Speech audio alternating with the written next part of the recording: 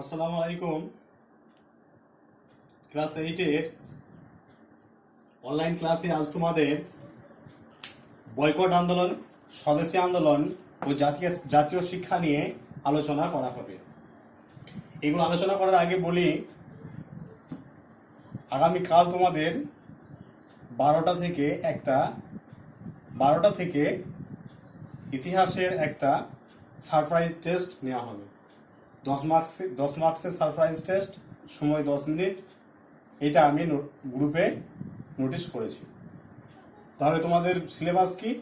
Syllabus হচ্ছে যে ভারতের কৃষক ও আদিবাসী সমাজের আন্দোলন, এখান থেকে শুরু করে পঞ্চম অধ্যায় শেষ পর্যন্ত, অর্থাৎ পঞ্চম অধ্যায় শেষ বলতে মহারানীর ঘোষণাপত্র পর্যন্ত তোমরা কিন্তু শর্ট কোশ্চেন যেগুলো হয় সেই শর্ট কোশ্চেনগুলো ভালোভাবে লক্ষ্য করবে।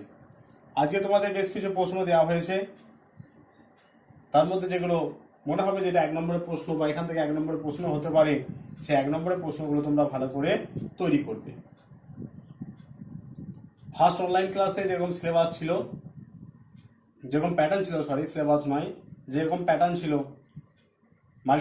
মাল্টিপল চয়েস কোশ্চেন এখানে 4টা থাকবে, শূন্যস্থান পূরণ থাকবে 4টা, আর এক কথায় উত্তর দাও থাকবে 2টো, দিয়ে মোট 10 নম্বরের পরীক্ষা হবে। সময় হবে 10 মিনিট, সময় থাকবে 10 মিনিট, এবং পরীক্ষার মার্কস হবে কত? 10 মার্কসের পরীক্ষাটা হবে আগামীকাল দুপুর নয়, বেলা 12টা থেকে 12টা 10 পর্যন্ত। ঠিক আছে, পরীক্ষার ব্যাপারে বলে দেওয়া হলো। এরপর আমরা ক্লাসে চলে আসি। দেখো, এর আগের ক্লাসে মানে এর গত ক্লাসে আমরা আলোচনা করেছিলাম যে বঙ্গভঙ্গ বিরোধী আন্দোলন। আজকে আমরা আলোচনা করব বয়কট আন্দোলন, স্বদেশী আন্দোলন এবং জাতীয় শিক্ষা নিয়ে। তাহলে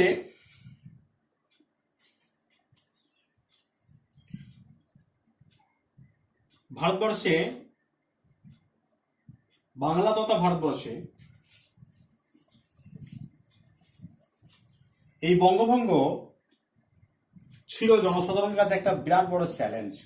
অর্থাৎ লর্ড কার্জন কি দেখেছিলেন? লর্ড কার্জন বাংলাকে ভাগ করে রাজনৈতিক দিক থেকে বাংলাকে দুর্বল করতে চেয়েছিলেন। এটা লর্ড কার্জনের আসল উদ্দেশ্য ছিল বা আসল অভিসন্ধি ছিল।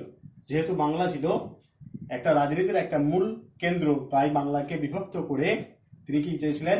যে ভারতবর্ষের যে রাজনীতি সে রাজনীতিকে দুর্বল করতে চেয়েছিলেন। তাহলে এর ফলস্বরূপ সারা ভারতবর্ষের মানুষের কাছে এই বঙ্গভঙ্গ বিরোধী আন্দোলন ছিল একটা বিরাট বড় চ্যালেঞ্জ। তাহলে যখন সরকারি সিদ্ধান্ত হলো যে বাংলাকে দ্বিখণ্ডিত করা হবে, সেই সময় ঢাকা, চট্টগ্রাম, কুমিল্লা, ময়মনসিংহ, বরিশাল প্রভৃতি জায়গার মানুষেরা সমবেতভাবে প্রতিবাদ জানাতে শুরু করলো, যার ফলস্বরূপ একটা জনগণের মধ্যে বা জনগণকে উজ্জীবিত করার জন্য বেশ কিছু নতুন কর্মসূচি গ্রহণ করা হলো। যে নতুন কর্মসূচিগুলো হলো বয়কট আন্দোলন, স্বদেশী আন্দোলন এবং জাতীয় শিক্ষা। তাহলে প্রথমে আমরা এই বয়কট আন্দোলন নিয়ে শুরু করব।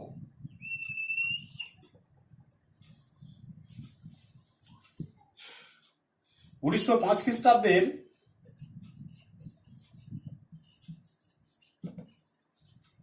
13 জুলাই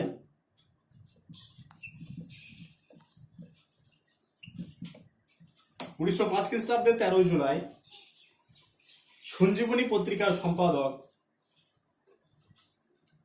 কৃষ্ণ কুমার মিত্র সর্বপ্রথম বিলাতি দ্রব্য বয়কটের আহ্বান জানিয়েছিলেন। এখান থেকে তোমাদের একটা শর্ট কোশ্চেন আছে যে কে কবে বিলাতি দ্রব্য বয়কটের আহ্বান জানিয়েছিলেন। বিলাতি দ্রব্য বলতে ইংল্যান্ড থেকে যে সমস্ত দ্রব্যগুলো আসতো, যেগুলোকে বিলাতি দ্রব্য বলা হতো।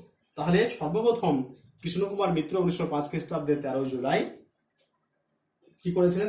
বিদেশি বিলাতি দ্রব্য বা ইংল্যান্ড জাত দ্রব্য সামগ্রী বয়কটের আহ্বান জানিয়েছিলেন। এর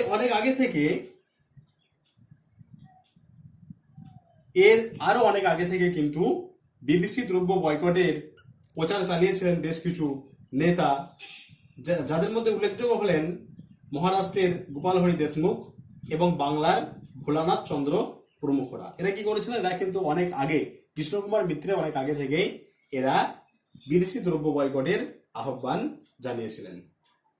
তাহলে এই বিদেশি দ্রব্য বয়কটের কাজকে সাফল্যমণ্ডিত করার জন্য এই সময় বেশ কিছু সভা সমিতি বা জনসভার আয়োজন করা হয়েছিল, এবং যেখানে সমস্ত মানুষ এক জায়গায় একত্রিত হয়েছিল এবং তাদেরকে বিদেশি দ্রব্য বা বিলাতি দ্রব্য বয়কটের আহ্বান জানানো হয়েছিল।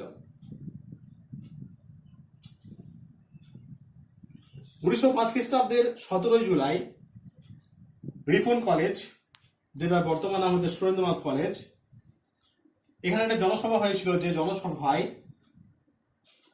ছাত্ররা একত্রিত হয়ে, একতাবদ্ধ হয়ে এই বঙ্গভঙ্গের বিরুদ্ধে তাদের যে ক্ষোভ, সেই ক্ষোভ প্রকাশ করেছিল।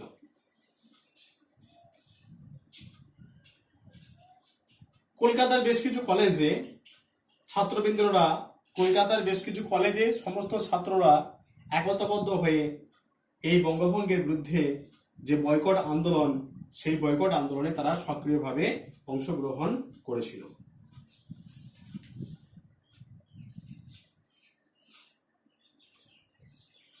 এই বয়কট আন্দোলন যে শুধুমাত্র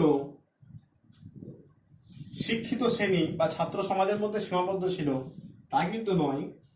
এই বয়কট আন্দোলন সমাজে যারা নিচুতলার মানুষ, কামার কুমোর, তেলি, ধোপা, নাপিত, মুচি, এরাও কিন্তু এই আন্দোলনে সক্রিয়ভাবে অংশগ্রহণ করেছিল, এবং এরাও বিদেশি দ্রব্য ব্যবহারকারী দেশীয় ব্যক্তিদের বিরুদ্ধে সামাজিক যে বয়কট, সেই বয়কট আন্দোলন ঘোষণা করেছিল।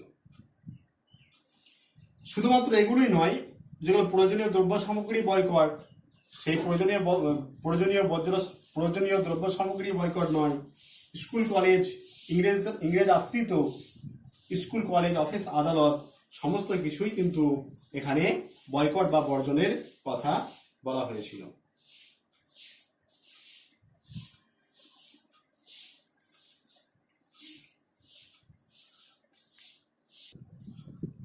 উনিশশো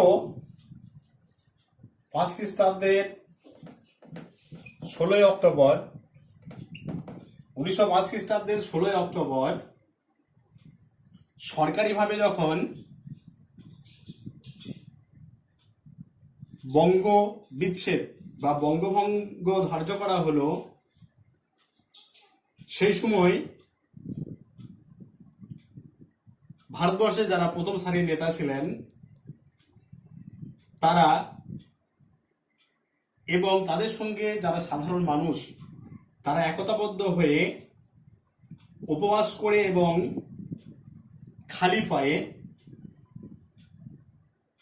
তারা শোক প্রকাশ করেছিলেন।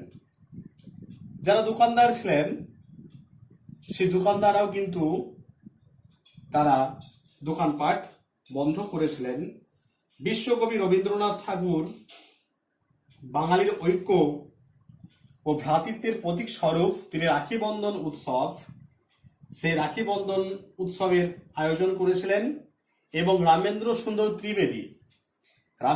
সুন্দর ত্রিবেদীর অরন্ধন দিবস, অর্থাৎ সেদিনে বাড়িতে কোনো চুলা বা উনুন জ্বালানো যাবে না, অর্থাৎ সারাদিন অরন্ধন অবস্থায়, অর্থাৎ উপবাস অবস্থায় তারা থাকবে, এই দুটো পালন করা হয়েছিল।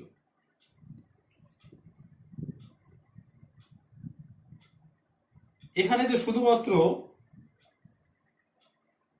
হিন্দুরা অংশগ্রহণ করেছিলেন তা নয়, এই আন্দোলনে বেশ কিছু মুসলিম নেতাও সক্রিয়ভাবে অংশগ্রহণ করেছিলেন।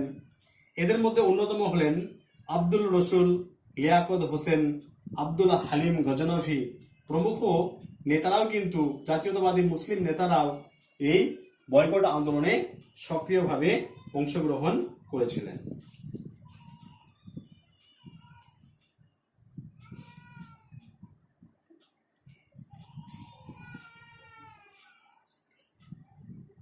এইভাবে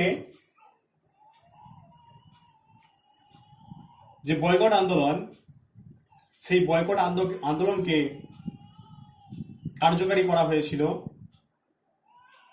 এবং এই বয়কট আন্দোলনের যে পরিপূরক, সেই পরিপূরক হিসেবে এই স্বদেশী আন্দোলন সেই সময় গড়ে তোলা হয়েছিল। তাহলে এই সময় এরপর আমরা স্বদেশী আন্দোলন নিয়ে আলোচনা করব।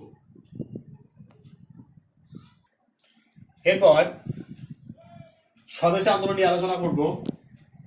তাহলে দেখো, এই বয়কট আন্দোলন ব্রিটিশদের পণ্য সামগ্রী বর্জন বা বয়কট এর পরিপূরক হিসেবে স্বদেশী আন্দোলন গড়ে উঠেছিল।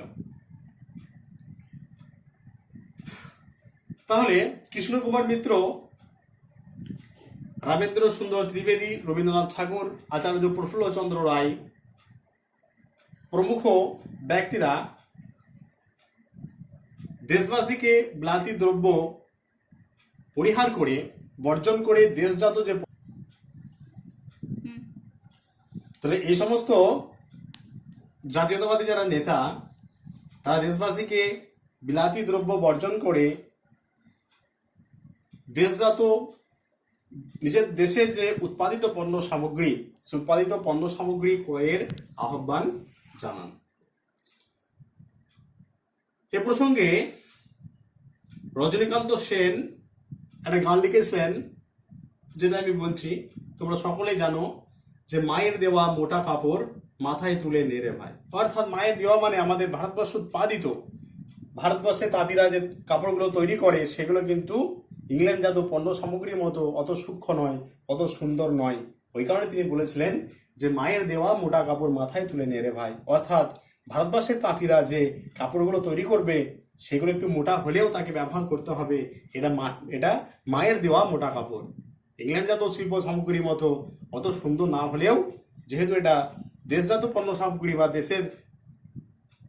দেশের যারা কারিগর তারা এটা তৈরি করছেন, তাই এটা মাথায় তুলে নেওয়ার জন্য তিনি আহ্বান জানিয়েছিলেন। মুকুন্দ দাস তিনি বলেছিলেন, ছেড়ে দাও রেশমি চুড়ি, বঙ্গ নারী কবু হাতে আর পরো না। অর্থাৎ এইগুলো সাহায্যে সাধারণ মানুষকে ব্রিটিশজাত পণ্য সামগ্রী বয়কটের জন্য তারা আবেদন করেছিলেন।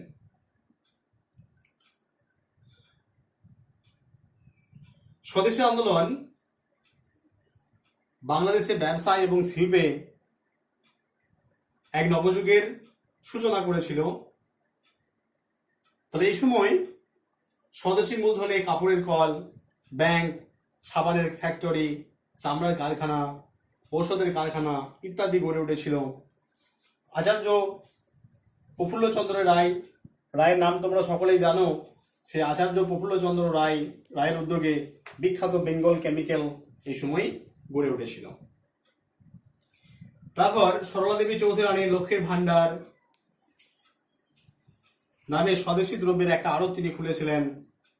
অন্যদিকে অনুশীলন সমিতির যারা সদস্য ছিলেন তারা এই সময় বেঙ্গল স্টোর নামে স্বদেশী দ্রব্যের একটা ভান্ডার প্রতিষ্ঠা করেছিলেন।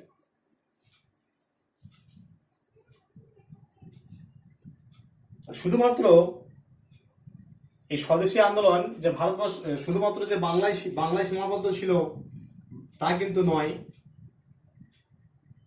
বাংলা ছাড়াও এই সময় বেশ কিছু জায়গায়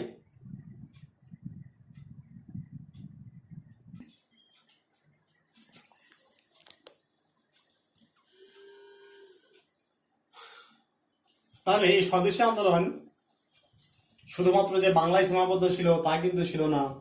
বাংলার বাইরেও কিন্তু বেশ কিছু এই সময় শিল্প কারখানা গড়ে উঠেছিল স্বদেশী দ্রব্য উৎপাদনের জন্য। এ প্রসঙ্গে উল্লেখযোগ্য ছিল বালগঙ্গাধর তিলকের পুনা শহরে সুতি বস্ত্রের কারখানা, মাদ্রাজ শহরে চিদম্বরম পিল্লাই স্বদেশী জাহাজ কোম্পানি স্থাপন করেছিলেন। এছাড়াও জামশেদজি টাটা, যার নাম তোমরা জানো, 1907 খ্রিস্টাব্দে জামশেদপুরে TISCO Tata iron and steel company, T I S C O Tata iron and steel company তিনি প্রতিষ্ঠা করেছিলেন এই স্বদেশী আন্দোলনের সময়ে। এই সময় সাধারণ মানুষদের মধ্যে স্বদেশী ভাবকে জাগ্রত করার জন্য অর্থাৎ সাধারণ মানুষ যাতে আরো বেশি করে স্বদেশি দ্রব্য ক্রয় করে স্বদেশি দ্রব্যকে গ্রহণ করে নিতে পারে, তার জন্য এই সময় বেশ কিছু পত্রপত্রিকা লেখনী বা এই ব্যাপারে অগ্রণী ভূমিকা পালন করেছিল। সেগুলোর মধ্যে উল্লেখযোগ্য হলো অমিতবাজার পত্রিকা, বেঙ্গলি পত্রিকা এবং সঞ্জীবনী পত্রিকা, হিতবাদী পত্রিকা ও সন্ধ্যা পত্রিকা। তাহলে এই সমস্ত পত্রিকাগুলোও কিন্তু এই সময় স্বদেশি দ্রব্য, সাধারণ মানুষ যাতে স্বদেশি দ্রব্যকে তারা গ্রহণ করে নিতে পারে, আপন করে নিতে পারে, তার জন্য এই সমস্ত পত্র পত্রিকাগুলো একটা গুরুত্বপূর্ণ ভূমিকা পালন করেছিল।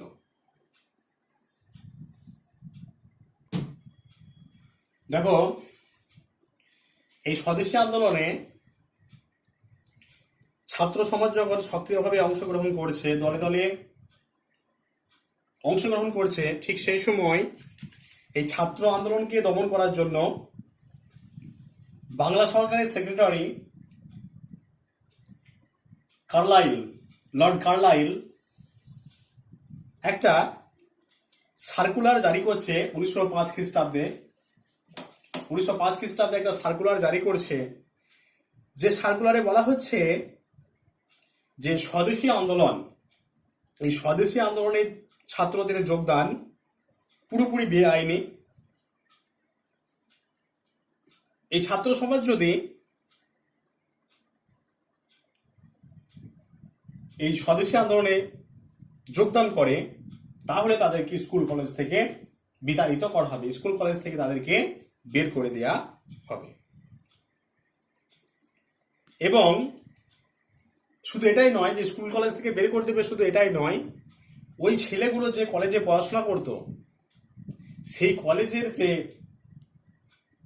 অনুমোদন, সেই অনুমোদনটাও বাতিল করে দেওয়া হবে।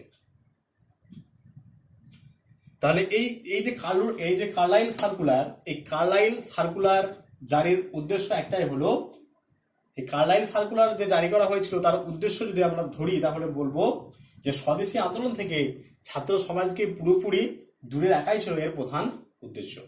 তাহলে যে স্বদেশী আন্দোলন, সেই স্বদেশী আন্দোলন যখন ছাত্র সমাজ সক্রিয়ভাবে অংশগ্রহণ করছে, তাদের সেই অংশগ্রহণ তারা যাতে ছাত্র সমাজ যাতে অংশগ্রহণ করতে না পারে, তার জন্য কার্লাইল কি করছে, 1905 সালে একটা সার্কুলার জারি করছে, যে সার্কুলারে বলা হয়েছিল যে ছাত্র সমাজের যে স্বদেশী আন্দোলন, সেই স্বদেশী আন্দোলনে অংশগ্রহণ পুরোপুরি বেআইনি। যদি কোনো ছাত্র এই স্বদেশী আন্দোলনে অংশগ্রহণ করে এবং ওই ছাত্রগুলো কোন শিক্ষা প্রতিষ্ঠানের সঙ্গে যুক্ত, এটা যদি বুঝতে পারা যায়, তাহলে ওই ছাত্রকে বরখাস্ত করার সঙ্গে সঙ্গে সেই প্রতিষ্ঠানেরও যে অনুমোদন, সেই অনুমোদনকে কি করা হবে, অনুমোদন বাতিল করা হবে। অর্থাৎ এই স্বদেশী আন্দোলন থেকে ছাত্র সমাজকে দূরে রাখাই ছিল এই কার্লাইল সার্কুলারের প্রধান উদ্দেশ্য। তাহলে যখন এই কার্লাইল সার্কুলার যখন জারি করা হলো, এর পাল্টা হিসাবে, অর্থাৎ কার্লাইলের যে সার্কুলার, তার সেই সার্কুলারের পাল্টা হিসাবে অ্যান্টি সার্কুলার সোসাইটি প্রতিষ্ঠা করা হলো এবং এখানে যিনি প্রধান উদ্যোগ নিয়েছিলেন তার নাম শচীন্দ্র কুমার বসু। অর্থাৎ অ্যান্টি কার্লাইল সার্কুলার সোসাইটি যেটা প্রতিষ্ঠা করা হয়েছিল, সেই অ্যান্টি সার্কুলার সোসাইটি প্রতিষ্ঠা হয়েছিল 1905 সালে এবং এর যিনি প্রধান ছিলেন তিনি হলেন শচীন্দ্র কুমার বসু। তাহলে এখানে কি করা হয়েছিল না, যে সমস্ত ছাত্ররা স্বদেশী আন্দোলনে যোগদান করার জন্য শাস্তি পেয়েছিল, সেই শাস্তিপ্রাপ্ত ছাত্ররা যাতে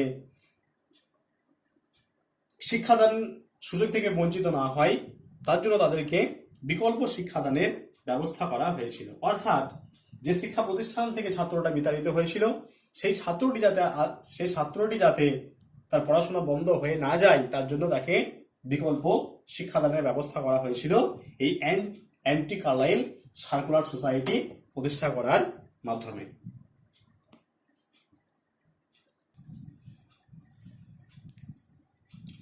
এরপর জাতীয় শিক্ষা নিয়ে আলোচনা করা হবে।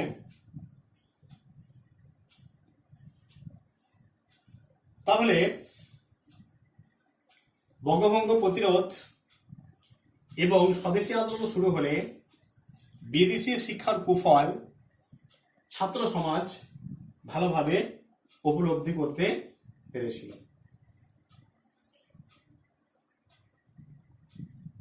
ভারতের যে ছাত্র সমাজ, সেই ছাত্র সমাজ যাতে স্বদেশী শিক্ষায় শিক্ষিত হতে পারে, তার জন্য বেশ কিছু প্রথম সারির নেতা বিপিনচন্দ্র পাল, শ্যামসুন্দর চক্রবর্তী, রবীন্দ্রনাথ ঠাকুর, শচীন্দ্রনাথ বসু, আব্দুল রসুল প্রমুখ ব্যক্তিরা 1906 খ্রিস্টাব্দে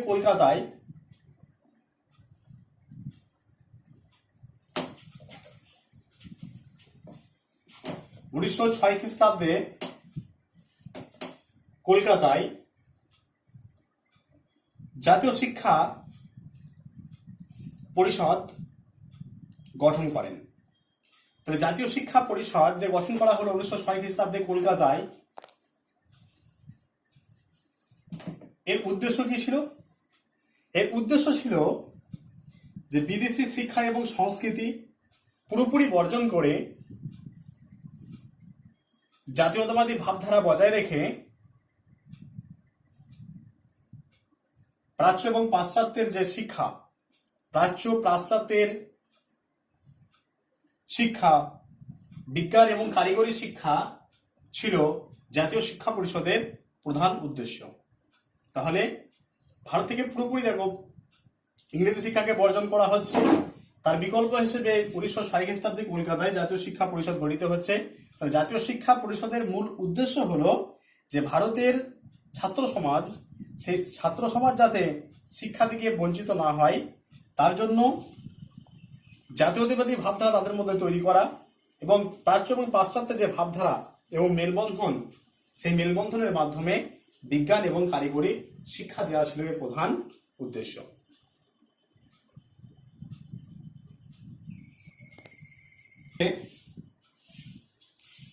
জাতীয় শিক্ষা পরিষদ, সেই জাতীয় শিক্ষা পরিষদ বিশ্ববিদ্যালয়ের অধীনে Bengal national college and school প্রতিষ্ঠা করা হয়েছিল। জাতীয় শিক্ষা পরিষদের সভাপতি ছিলেন রাসবিহারী ঘোষ, আর অরবিন্দ ঘোষ ছিলেন এর অধ্যক্ষ। তো জাতীয় শিক্ষা পরিষদ কিভাবে চলবে? জাতীয় শিক্ষা পরিষদ পরিচালনা করার জন্য মানুষদের কাছ থেকে চাঁদা সংগ্রহ করা হতো এবং অনেক মানুষ তারা কি করতেন, স্ব ইচ্ছায় সেখানে অর্থ ব্যয় করতেন। সুভাষচন্দ্র বসু এই জাতীয় শিক্ষা পরিষদ, জাতীয় শিক্ষা যাতে আর উন্নতি লাভ করে তার জন্য 1 লক্ষ টাকা তিনি ব্যয় করেছিলেন। এইভাবে ইংরেজদের বিকল্প শিক্ষা হিসেবে জাতীয় শিক্ষা পরিষদ একটা গুরুত্বপূর্ণ ভূমিকা পালন করেছিল।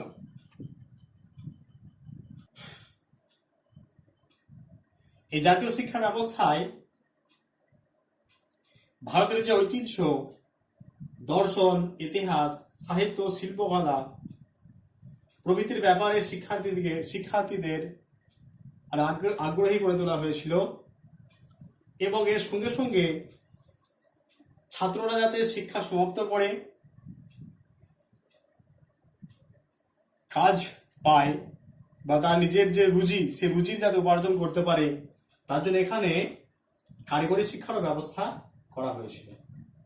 আর কি, এই যে জাতীয় শিক্ষা পরিষদ গঠন করা হয়েছিল, এখানে শিক্ষার্থীদের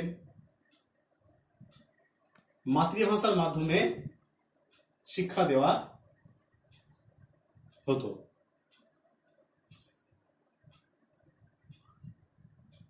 এইভাবে ভারতীয় যে জাতীয়তাবাদ, সে ভারতীয় জাতীয়তাবাদের সঙ্গে শিক্ষা আন্দোলনের যে সম্পর্ক, সেই সম্পর্ককে আরো নিবিড় করা হয়েছিল।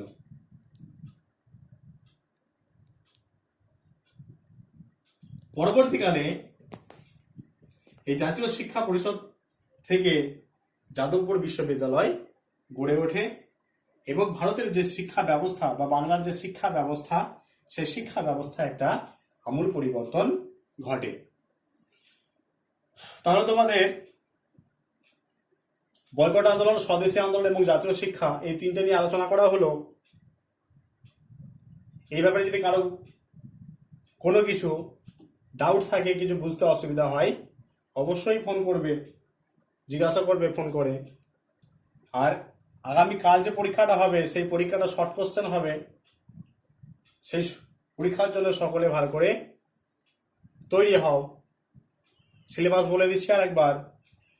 ভারতের যে কৃষক এবং আদিবাসী যে আন্দোলনগুলো আছে, সাঁওতাল বিদ্রোহ থেকে শুরু করে সাঁওতাল বিদ্রোহ, মুন্ডা বিদ্রোহ, ফরাজি আন্দোলন, ওহাবি আন্দোলন, নীল বিদ্রোহ, মালাবার উপকূল অঞ্চলের যে আন্দোলন, মোপলা বিদ্রোহ যেটাকে বলে, সেগুলো দেখবে। তার সঙ্গে সঙ্গে মহারানী ভিক্টোরিয়ার যে শাসনকাল বা মহারানী ভিক্টোরিয়ার হাতে যে ক্ষমতা হস্তান্তর, সেটা দেখবে। একদম লাস্ট হচ্ছে কোথায় না, পঞ্চম অধ্যায় শেষ যেটা। তাহলে এই অল্প সিলেবাস দেওয়া হয়েছে। তোমরা শর্ট কোশ্চেনগুলো ভালো করে দেখবে। 10 নম্বরের পরীক্ষা হবে কাল 12টার সময়। বেলা 12টায় শুরু হবে, 10 মিনিট, 12টা থেকে 12টা 10 পর্যন্ত। ঠিক আছে।